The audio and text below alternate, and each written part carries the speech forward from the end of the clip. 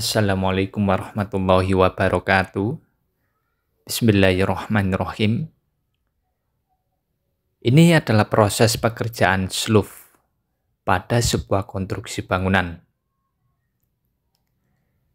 Kali ini kita akan melihat dan membahas mengenai pekerjaan sloof tersebut, mulai dari desain hingga ke pelaksanaan.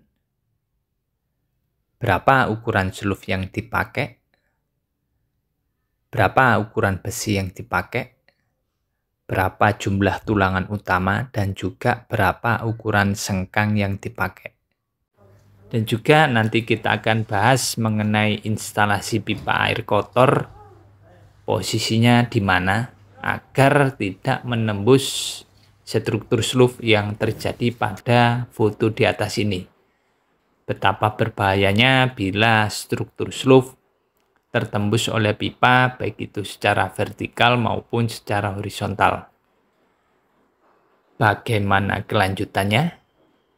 Ikuti terus video ini. Kita lihat dari segi desain. Ini sebuah denah rumah kos. Ini denah lantai 1, ini denah lantai 2. Ini rencananya 3 lantai. Nah, lantai 3 dan ini lantai 4-nya cuman area jemuran.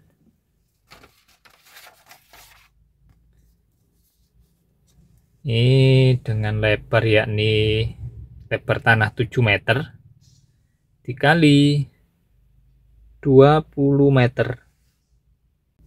Ini lantai 1, ada parkiran, ada teras, ada ruang tamu, ruang tidur utama, ada kamar mandi dalam. Ini ada dapur, ada ruang tidur 1. Ini ART, area tidur pembantu, toilet. Ini toilet umumnya di lantai 1. Ini ada gudang. Ini di belakang ada taman kering dan juga teras. Ini akses naik ke lantai 2. Lantai 2-nya seperti ini. Ini ada kamar, ada kamar mandi dalam. Ini kamar dengan ukuran 3,5 dikali 2,9. Ini 2,9, ini 3,5. Ini kamar mandi dalam. Ini juga kamar-kamar. Ini void untuk pencahayaan dan udara. Bawahnya adalah taman kering. Ini kamar, ini kamar, ini kamar, ini balkon, ini belakang, ada void menuju ke taman kering. Dan ini dak beton, atapnya ini area servis. Ini kalau naik lagi ke lantai 3, ini lantai 3-nya. Ini tadi, ini juga kamar, ini kamar, ini kamar, ini kamar, ini kamar, ini void, ini kamar, ini balkon, dan ini void ke area belakang. Dan ini ada tangga putar mulai lantai 1 ke lantai 3. Ini kita naik lagi ke lantai 4. Lantai 4 ini cuman area laundry dan jemuran. Ini atap, turun ke depan, di sini ada talang beton. Ini tangga akses turun ke lantai 3, dan ini atap turun ke belakang sana. Sekarang kita lihat gambar desain strukturnya. Ini ada denah pondasi dan denah kolom dan sloof di lantai 1 elevasi 00. Untuk mengenai pondasi ini pernah saya bahas lebih detail. Bisa teman-teman saksikan pada video di atas ini. Jadi pernah saya bahas video tersendiri mengenai pondasi rumah kos ini. Sekarang kita lanjut ke pembahasan mengenai sloof. Bisa teman-teman saksikan ada grid as bangunan 1, 2, 3, 4 dan seterusnya sampai 11. Ini ada jarak antar gridnya, bisa teman-teman saksikan. Dan ini ada grid A, B, C, D, E, F. Dan juga ada jarak antar grid masing-masing. Untuk tipe sloof ini ada S1, Ini juga S1, S1 yang paling besar adalah S1. Ini S1, S1, S1, S1. Ini juga S1, S1, S1. Setelah itu ada S2, ada S3. Ini S3, ini S3, ini S3, S3, S3. Untuk SLUF S1 ini bentang paling besar. Ini dengan bentang 4,1 meter. Dan yang ini yakni 2,9, jadi totalnya 7 meter. Ini ada ke sini, ini bisa teman-teman saksikan. Ini juga ada sekitar 3,5. Ini ke sini 4 meter, ini ke sini juga 3,5. Ini untuk SLUF-nya. Adapun untuk dimensinya, S1 ini ukuran 20-40, S2 20-30, S3 15-30. Adapun untuk detailnya, ini S1 dengan ukuran 20x40 seperti ini. Ada tulangan tumpuan, ada lapangan. Tulangan atas pakai 4 diameter 13 ini. Tulangan bawah 4 diameter 13. Sedangkan sengkang untuk tumpuan diameter 8 jarak 100 atau 10 cm. Untuk lapangan, tulangan atas pakai 4 diameter 13. Tulangan bawah 4 diameter 13. Sengkang diameter 8 jarak 150 atau 15 cm untuk sengkangnya. Untuk tulangan tengah pakai 2 diameter 10. Ini ada. Dan ini untuk S2-nya 20x30. Ini tulangan atas tumpuan 3 diameter 12, tulangan bawah 3 diameter 12. Sengkang diameter 10 diameter 8 jarak 100 atau 10 cm. Ini lapangan juga sama, tulangan atas dan bawahnya sama untuk SLUF.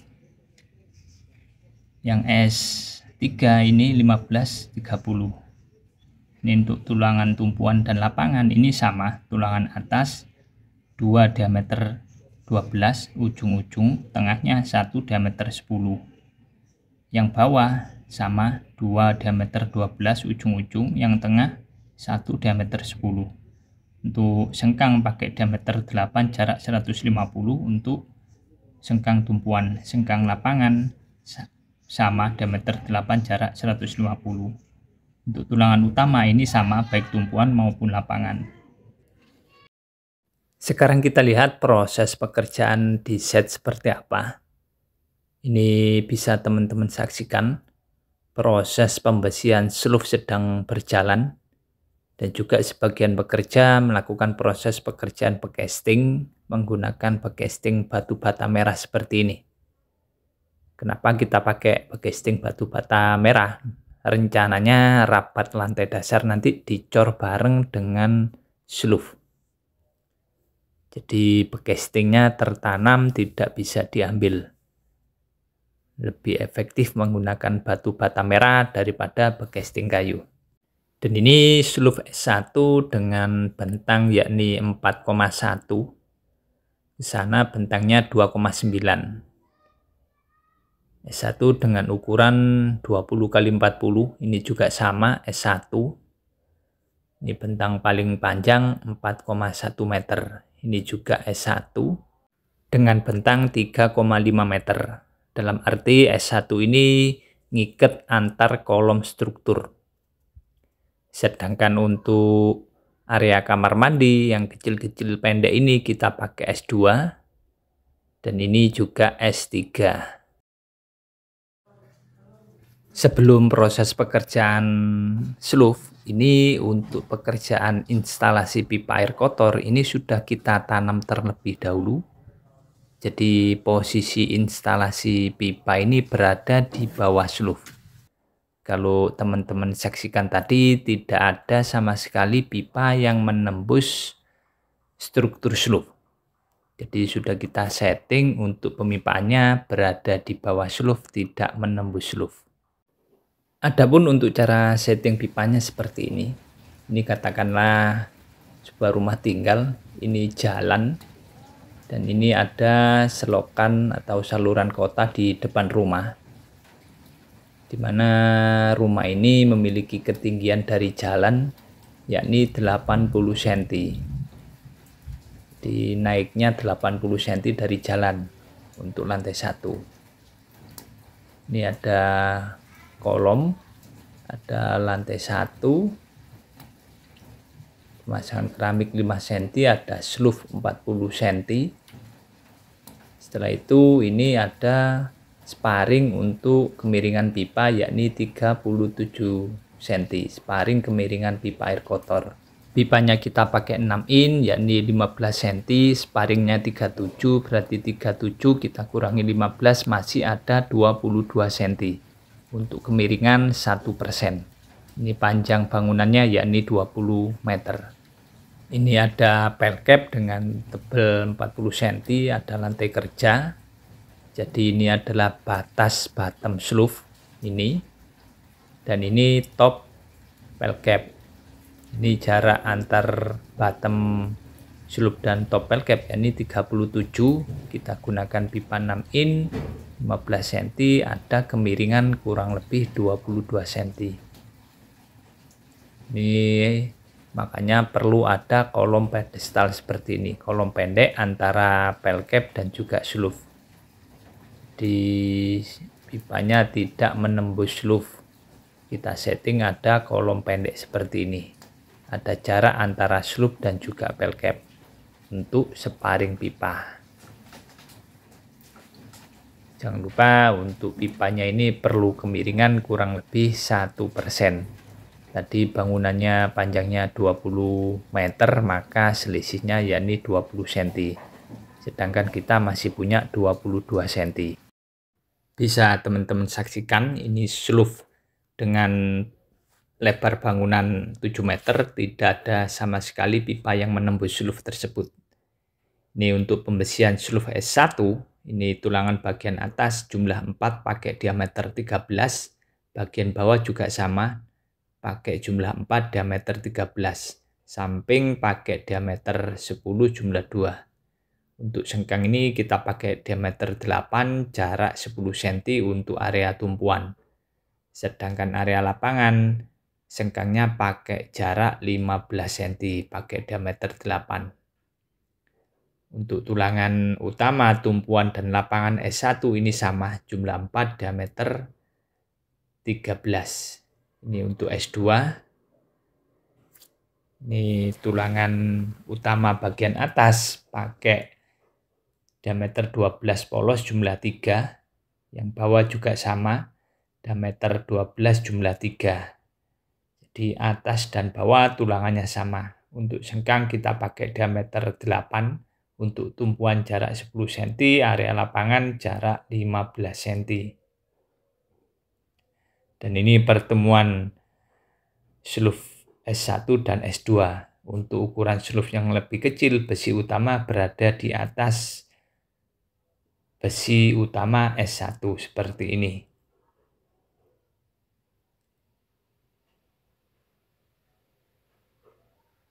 Ini bisa teman-teman saksikan pertemuan S1 dan S2.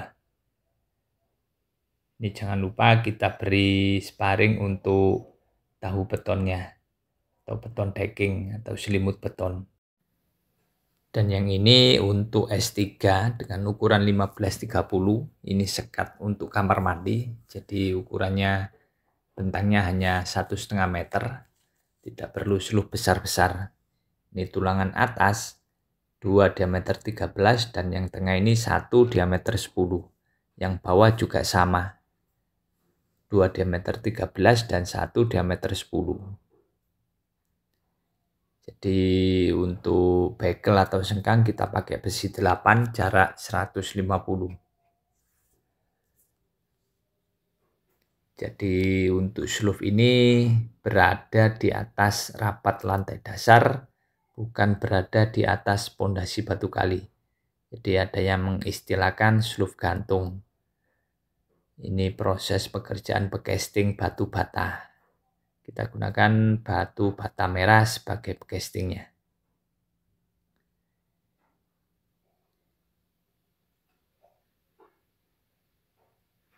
Ini nanti juga ada S1 di sini.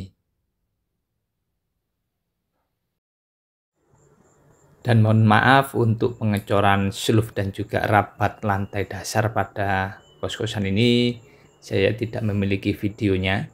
Ini saya carikan pada tempat yang lain yang intinya sama. Sebelum proses pengecoran, ini rabat lantai dasar, pembesiannya kita gunakan besi Wermes M8, lalu kita beri plastik cor sebagai dasar agar saat proses pengecoran air semen tidak langsung terserap oleh tanah yang bisa mengakibatkan kerusakan pada rabat lantai dasar akibat dehidrasi beton. Makanya perlu kita beri plastik cor untuk rabat lantai dasarnya. Sedangkan untuk proses pengecorannya ini kita gunakan pengecoran secara manual, campur beton di lapangan menggunakan mesin molen seperti ini. Jadi kita tidak beli di perusahaan beton atau ready mix, tapi kita campur manual dengan perbandingan 1 semen dibanding 2 pasir dibanding 3 kerikil. Kalau kita takar di lapangan sih enaknya 1 sak semen dibanding pasir 3 ember cat 25 kilo dibanding 4,5 ember kerikil atau koral. Untuk pengecoran seluf dan rabat sudah selesai dan ini kita lanjut untuk proses pekerjaan kolom. Ini bisa teman-teman saksikan kolom sedang proses pengecoran melalui tahapan yakni pembesian dan juga pecasting. Ini rabatnya sudah selesai, bisa teman-teman saksikan. Untuk kolom ini akan saya bahas tersendiri, kita buat video pembahasan mengenai kolom pada kos-kosan ini. Nantikan untuk video berikutnya. Banyak sekali pertanyaan dari teman-teman. Bagaimana sih pendulangan seluf? Apakah sama dengan balok atau tidak? Katakan ini warna hijau adalah sebuah seluf dan ini adalah joinnya, yakni join jepit. Ada seluf ini mendapat beban dari atas warna merah, dan juga karena seluf ini berada di tanah maka ada gaya upflip, gaya ke atas. Jadi ada aksi beban, ada reaksi dari tanah ke atas. Makanya ada beberapa pendapat mengenai gaya yang terjadi pada sebuah seluf akibat beban dari atas dan akibat reaksi tanah ke atas. Yang berpendapat bahwasanya satu, ini seluf untuk momennya seperti ini, kebalikan dari balok. Kalau yang ini seperti balok. Pendapat seperti ini dia menekankan gaya amplipnya lebih besar daripada beban. Makanya untuk area lapangan tulangan tariknya ada di atas, sedangkan area tumpuan tulangan tariknya ada di bawah.